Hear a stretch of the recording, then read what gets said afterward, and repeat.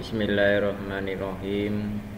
Assalamualaikum warahmatullahi wabarakatuh. Salam sejahtera untuk kita semuanya.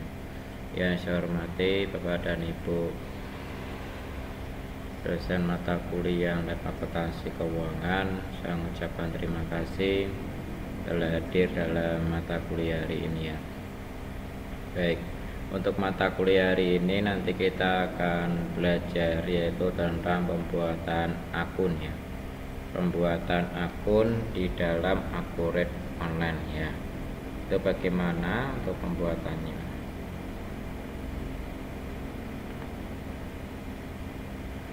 Baik, sebelum kita mulai perkuliahan hari ini kita berdoa dahulu. Semoga kita diberi kemudahan dan kelancaran. Amin. Amin. Berdoa dimulai.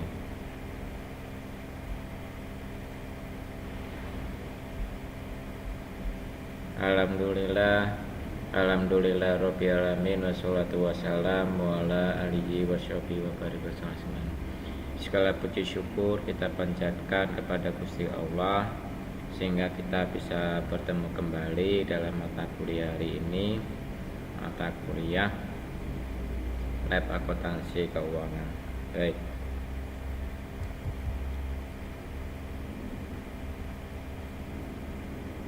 Akun itu merupakan setiap item dalam laporan keuangannya yang disebut dengan akun, yang biasanya dimaksudkan dalam buku besar ya. Jadi akun itu sangatlah penting dalam kita pembuatan laporan keuangan ya, baik itu pembuatan buku besar, transaksi, pasti akan membutuhkan namanya akun ya. Nah, akun itu sendiri adalah sekumpulan akun pada sebuah aktivitas bisnis yang disebut dengan buku besar ya, atau namanya ledger ya. Nah, daftar dari akun-akun dalam sebuah buku besar itu disebut dengan daftar akun atau kat akun ya. Nah, klasifikasi akun yang perlu kita ketahui bahwasannya akun itu dibagi beberapa jenis ya. Itu yang pertama ada kelompok harta ya, terus ada kelompok kewajiban, terus ada kelompok ekuitas, ada kelompok pendapatan dan kelompok beban ya. Nah, harta merupakan sumber daya yang dimiliki oleh perusahaannya. Jadi kewajibannya merupakan utang terhadap pihak luar atau kreditor ya. Nah, merupakan hak pemilik terhadap perusahaannya. Nah, yang merupakan peningkatan pada ekuitas sebagaimana hasil penjualan barang atau jasa ya. Terus ada beban, yaitu merupakan penggunaan harta atau jasa untuk memperoleh pendapatan ya. Itu adalah kelompok dari kelompok akun ya. Jadi akun itu dibagi 5 jenis, jadi kelompok harta, kewajiban, ekuitas, pendapatan, dan beban ya. Harta itu sendiri itu dibagi ada 2 jenis ya. Jadi ada kewajiban jangka pendek dan kewajiban jangka panjang. Nah, kalau kewajiban itu dibagi 2 jenis ya, yaitu kewajiban jangka pendek dan kewajiban jangka panjang. Nah, kalau ekuitas itu tidak ada pembagian ya, terus pendapatan dan beban. Nah, sertifikasi pencatatan itu adanya sistem pencatatan ganda ya, berdasarkan konsep sederhana. Nah, jadi setiap pihak transaksi bisnis akan menerima sesuatu dan memberikan sebagai imbalan dalam hal pembukuan. Apa yang diterima di debit, apa yang diberikan di kredit akun T, dan menggambarkan sebuah neraca yang seimbang.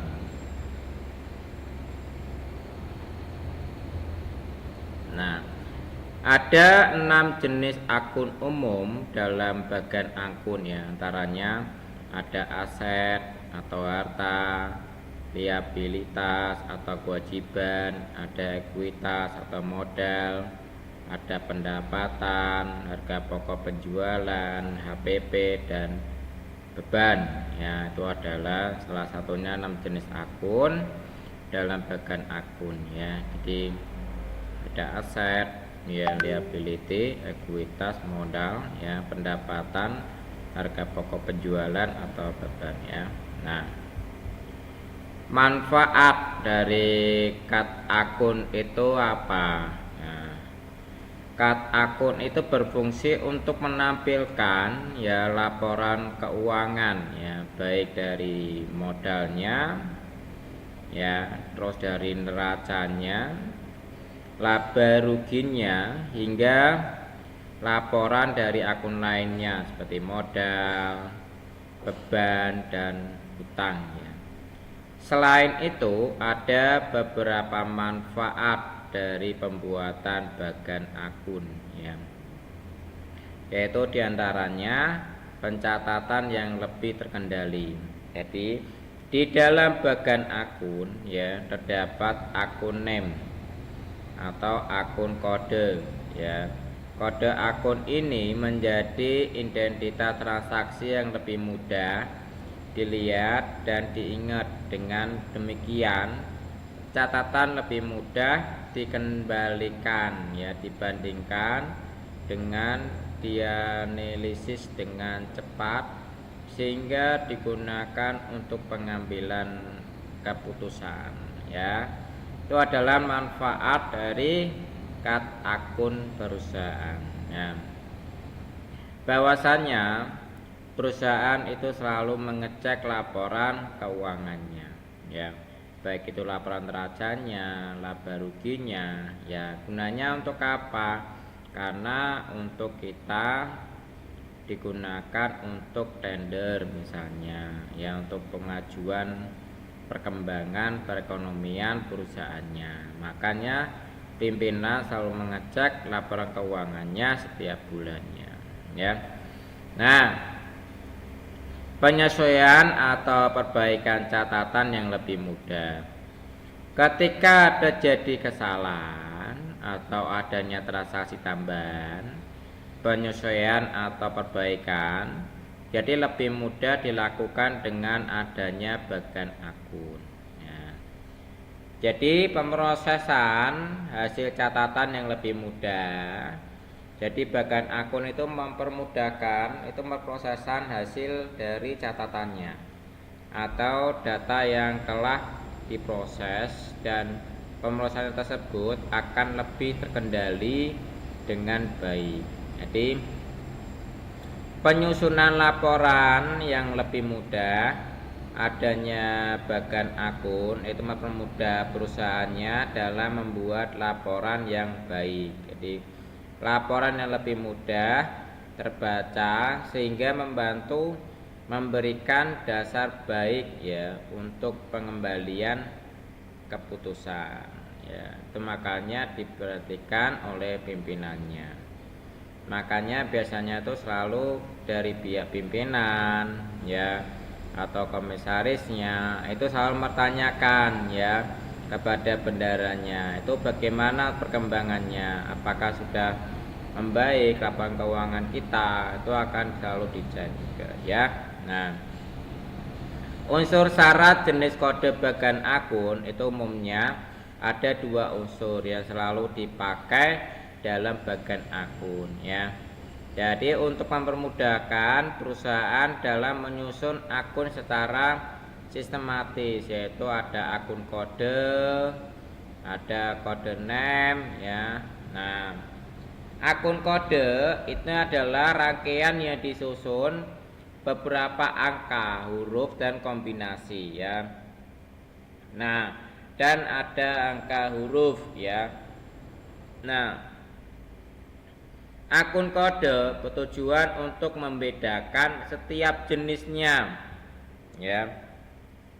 Misalnya kode akun harta itu dikasih kode angka depan 1 ya. Nah, itu ada perbedaannya. Di kelompok 1 itu kelompok harta, tapi 1 itu dibagi 2 karena kelompok harta itu dibagi 2. Ada yang kelompok jangka pendek dan ada kelompok jangka panjang ya.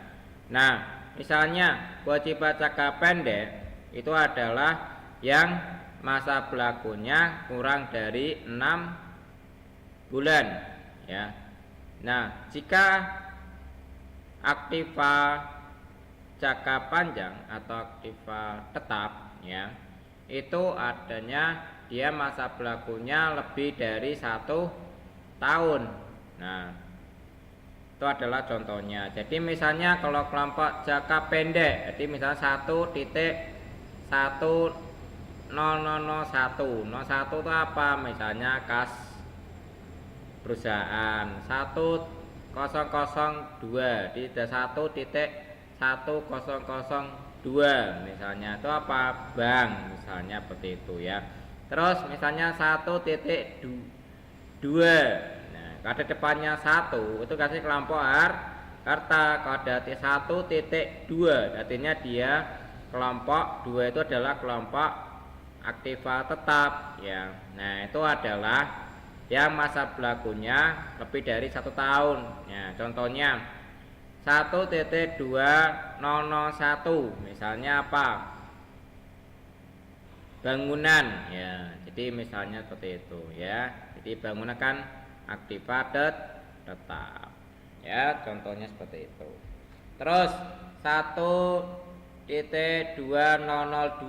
misalnya ya, misalnya di dengan tanah ya, itu adalah masih kelompok aktiva tetap ya. Jadi akun kode adalah rangkaian yang disusun ya berupa angka, huruf atau kombinasi angka dan huruf. Jadi akun kode bertujuan untuk membedakan tiap jenis akunnya yang masuk ke dalam bagian akun yang jadi pencatatan, pelaporan hingga perhitungan yang akan dimasukkan sesuai dengan kode akun yang telah dibuat ya. Itu adalah yang perlu kita ketahui. Nah, akun name, nah kode nama. Nah, akun name adalah jenis dari akun yang akan dimasukkan ke dalam bagian akun. Jadi setiap transaksi yang dilakukan akan memiliki kode ya nama agar perusahaan dapat melihat kinerja usahanya secara lengkap. Nah, setelah mengetahui akun kodenya, maka akun name-nya itu ada beberapa syarat yang perlu diperhatikan. Adanya pembuatan kode akun ya, itu harus yang digunakan sebagai kode hanya untuk 1 akun perkiraan ya. Nah, terus akun perkiraan itu dimaksudkan kelompok subkelompok, misalnya ada kas, ada piutang, atau masuk ke kelompok aktiva lancar ya. Perkiraan yang berkaitan disusun secara berurutan, misalnya utang dagang dengan utang lainnya. Di penomoran akun itu diberikan rentang yang cukup jauh untuk memudahkan penambahan akun baru. Misalnya akun beban diberikan kode 600 ya. Terus ada beban gaji diberikan kode 605. Terus ada akun depan lainnya itu biasanya dikasih nama 610. Jika terjadi penambahan akun baru dapat disisipkan di antara 605 sampai 610. Nah, itu adalah contohnya ya dalam penomoran akun. Nah, cara membuat akun perkiraan ya atau di dalam akun online itu mempunyai fitur yang sangat melimpah.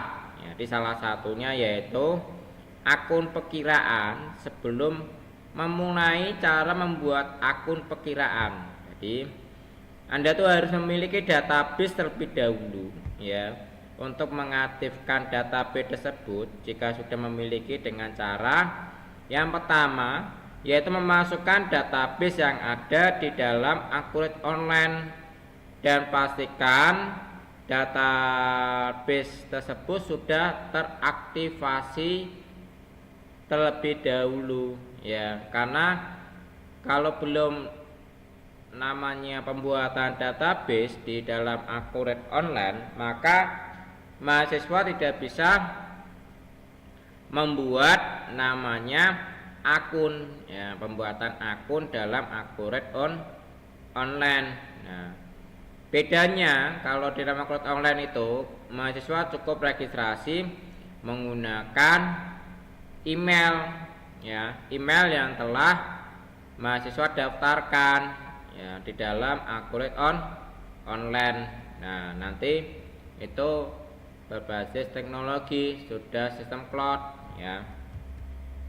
Nah, kemudian langkah selanjutnya adalah klik menu pada buku besar yang berada di sebelah kiri, lalu klik akun perkiraan. Nah, di sini ya buku besar, terus pilih namanya akun perkiraan. Nah, nanti mahasiswa bisa membuat. Nah, contohnya seperti ini. Jadi selanjutnya jika sudah ya, mohon untuk diisikan melengkapi file yang telah disediakan bagian tab informasi umum dan lainnya. Misalnya ini diisi nih kas dan bank, nomornya 1001 bank misalnya ya. Nah, jumlahnya berapa itu nanti ya, itu tidak masukkan saldonya, tapi kalau masukkan saldonya boleh ya, itu langsung udah simpan ya. Nah, terus ini selanjutnya lainnya. Nah, baik, terima kasih. Sekarang akan saya kasih contohnya. Contohnya kalau kita menggunakan akun online itu bagaimana. Nah, ini akan saya demokan di dalam akun online. Nah, ini ya. Ini adalah contoh tampilan ke dalam akun online ya. Jadi, kalau mahasiswa sudah registrasi itu bisa langsung login ya, langsung login ke dalam akun online. Nah, seperti ini ya. Jadi kalau sudah tampil seperti ini maka bisa membuatnya. Ya, ini adalah tampilan akun online kalau sudah masuk ya. Nah, di sini mahasiswa bisa pilih ke bagian buku besar ya, saya ulangi. Setelah tampil ke dalam akun online, pastikan sudah login dulu ya dengan nama kalian sendiri. Contohnya di sini kemarin saya sudah buat dengan nama usaha properti. Jadi saya masukkan dengan nama usaha properti yang kemarin saya sudah buat ya. Terus silakan pilih di sini bagian buku besar. Nah, bagian buku besar ini ya. Terus silakan pilih di sini ada namanya akun perkiraan. Nah, seperti ini ya. Nah, jadi maksudnya seperti ini ya.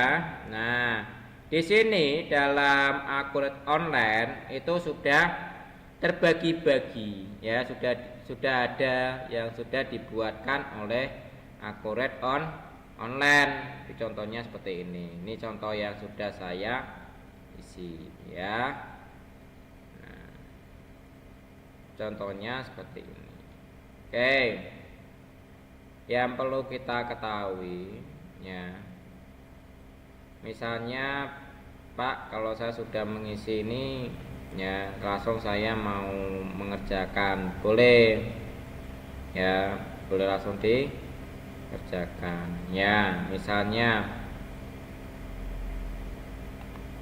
saya mau membuat akun baru itu bagaimana Pak? Nah, kalau membuat akun baru ya, mahasiswa cukup membuat di sini ada data baru ya. Kalau di dalam Akoret, kalau seperti ini tampilannya, mahasiswa bisa pilih tambah di sini ya, tambah. Maka nanti akan muncul data baru. Nah, misalnya mahasiswa mau membuat data apa ini misalnya. Nah, misalnya mau membuat kelompok harta. Nah, misalnya ya kelompok harta. Jadi mahasiswa bisa membuat kelompok hartanya. Misalnya di sini saya mau membuat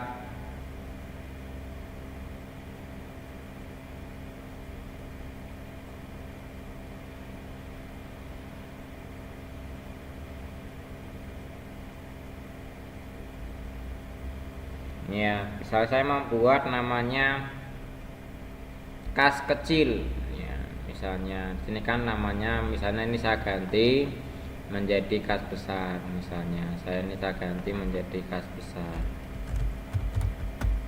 ya.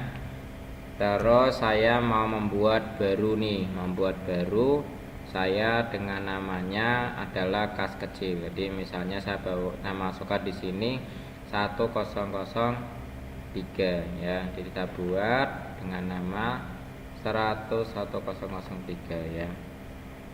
Bentar, ini saya copy dulu, jadi saya ganti di belakangnya.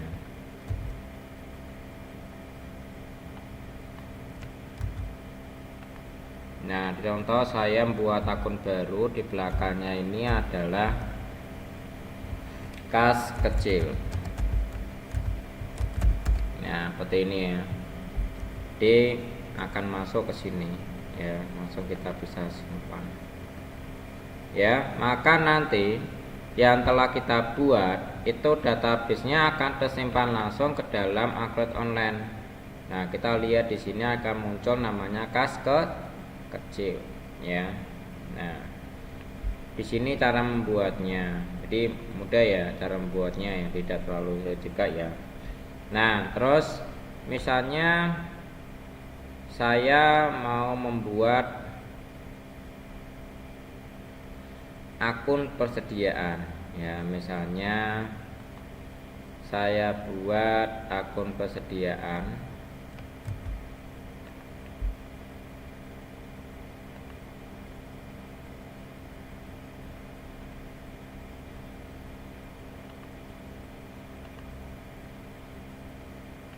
kita pilih di sini persediaan ya.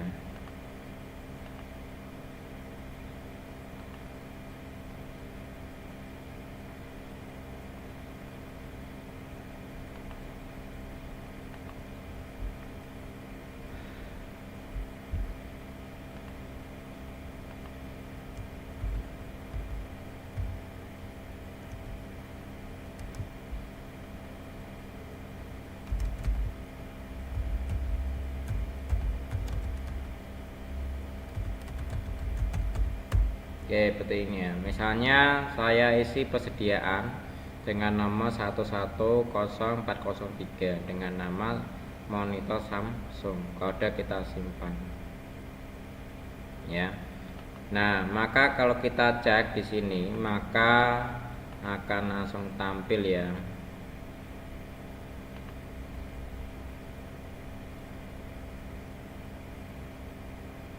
Oke, ini sudah muncul namanya monitor Samsung ya.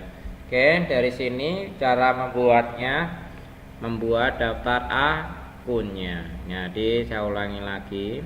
Yang pertama, setelah kita membuka Akoret Online, jadi mahasiswa cukup pilih ke bagian buku besar, terus pilih namanya akun perkiraan ya. Terus setelah itu mahasiswa bisa membuat daftar akunnya. Kita bisa melihat daftar akun yang telah ada di dalam Akoret Online ya. Nah, nanti kalau Misalnya mau kita ganti bisa, tinggal kita edit di sini ya, tinggal kita ganti. Oke ya. Nah, tapi kalau mau menambahkan ya kita tambahkan terakhirnya berapa. Misalnya 103, kita tambahkan nomor terakhirnya 104.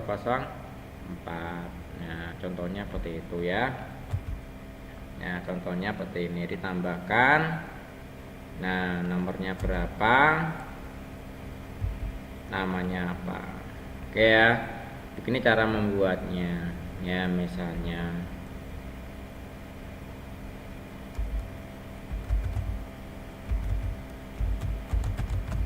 oke, contohnya ya. Nanti kalau mau dihapus tinggal kita hapus. Oh, sudah ada di tidak boleh ya. Sudah double, jadi kita batalkan aja. Oke ya. Nah, kalau double kita batalkan aja, tidak masalah. Baik. Demikian cara membuatnya ke dalam akun online ya. Ya, di cara membuatnya yang pertama pilih buku besar, terus akun perkiraan. Ya, nanti mahasiswa bisa menambahkan sendiri. Demikian dari saya tentang pembuatan daftar akun dalam Accurate Online. Pertemuan yang ke-11 ya. Terima kasih. Assalamualaikum warahmatullahi wabarakatuh. Salam sejahtera untuk kita semuanya.